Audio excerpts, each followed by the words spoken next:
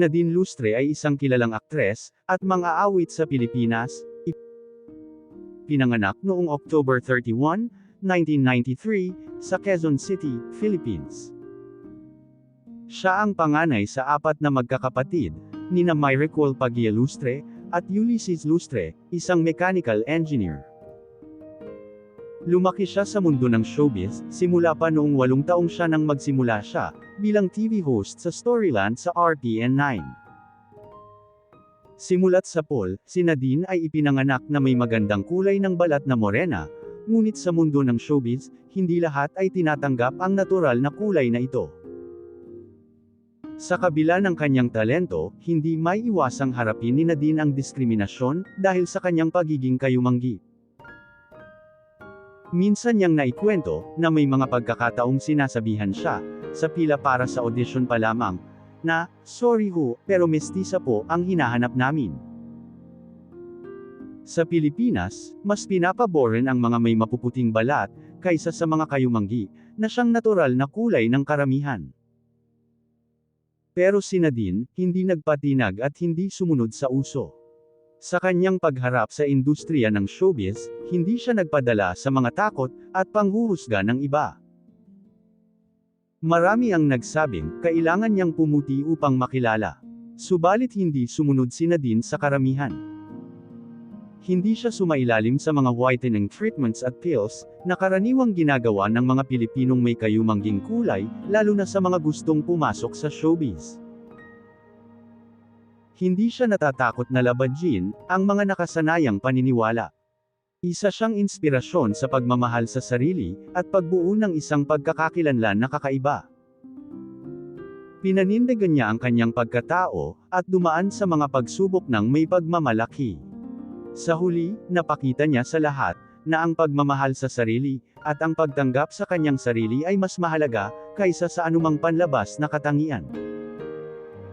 Nagsimula si Nadine sa kanyang karera, sa pelikula sa pamamagitan ng pagganap, ng mga maliit na papel sa ilang proyekto, na ginawa ng Viva tulad ng Petrang Caballo, Who's That Girl? At When the Love Is Gone.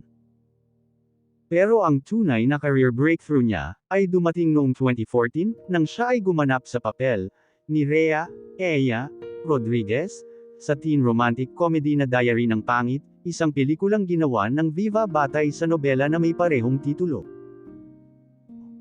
Kasama niya dito sina James Reid, Yasi Pressman, at Andre Paras. Bagamat negatibo ang ilang review sa pelikula, pinuri naman ang kanilang young ensemble cast. Sinabi ni Zig Marasigan ng Rappler na, kahit na may kritisismo, nagtagumpay ang Diary ng Pangit sa pagpapakilala ng napaka-charismatic na cast, na pinamumunuan ng relative newcomer na si Nadine Lustre. Tinawag din ni Juan Galiaga, ng Click the City ang aktres, na isang powerhouse, at the real star, of the film. At sinabing, there is a whole world of emotions within her, that she carries with every movement. Si Cake Evangelista, ng The Philippine Daily Inquirer, ay humanga kay Nadine bilang someone, who evokes a wealth of meaning and emotion. Bilang isang aktres, nakamit niya ang maraming parangal sa pag-arte, patunay na tunay nga ang kanyang talento. Natanggap niya ang 8 parangal, sa pagganap sa TV at pelikula, kabilang na ang 2 FAMAS Awards, na itinuturing na most coveted, na parangal sa pag-arte sa Pilipinas. Ang kanyang mga pelikula tulad ng Diary ng Pangit, Talk Back and You're Dead, Ulan, This Time at Indek ay nagbigay sa kanya ng karangalan at tagumpay. Ang mga pelikulang Never Not Love You, noong 2019 at Greed noong 2022, ay nagbigay sa kanya ng 2 FAMAS Trophy. Siya ay isa sa mga bihirang aktres sa kasaysayan ng showbiz sa Pilipinas, kasama sina Charito Solis, Vilma Santos, Nora Honor, Lorna Tolentino, at Sharon Cuneta, na nagkaroon ng 2 FAMAS Best Actress Awards. Bagamat may mga hamon sa simula, hindi nagpatalo si Nadine. Sa kanyang sipag at determinasyon, siya ay naging isa sa mga pinakasikat na aktres ng kanyang henerasyon.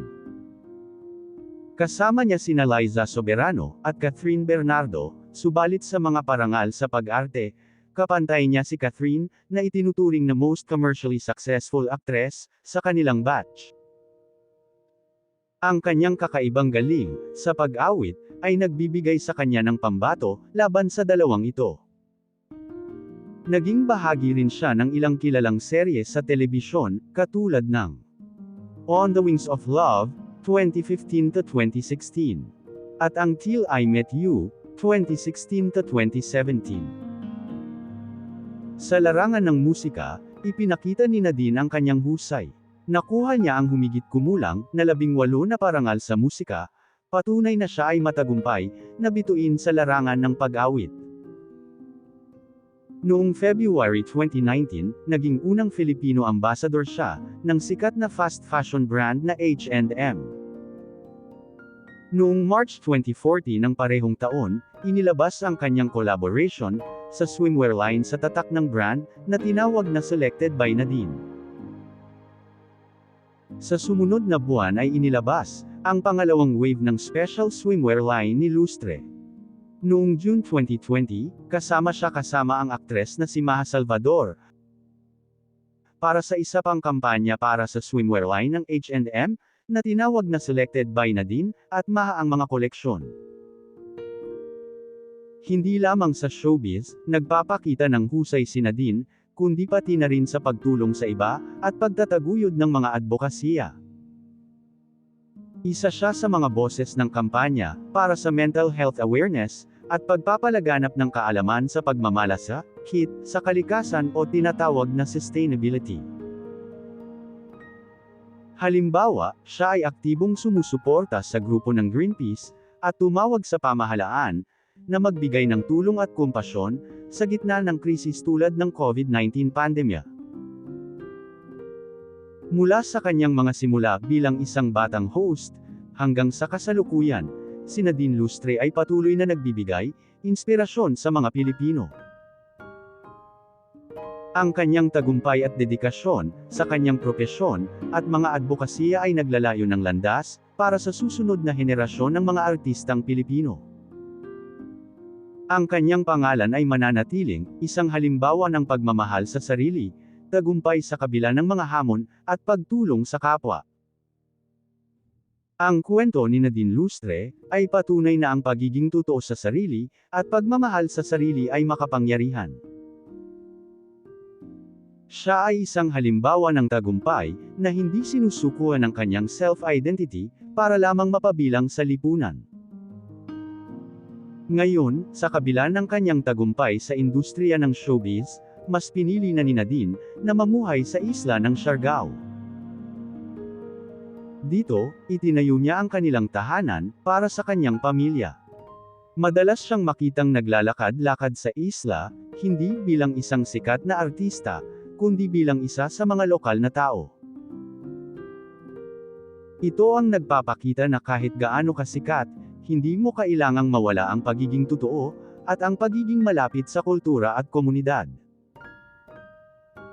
Si Nadine Lustre ay hindi lamang isang inspirasyon sa industriya ng showbiz, kundi pati na rin sa mga taong naniniwala sa kapangyarihan ng pagiging tapat sa sarili at pagtanggap sa kung sino ka.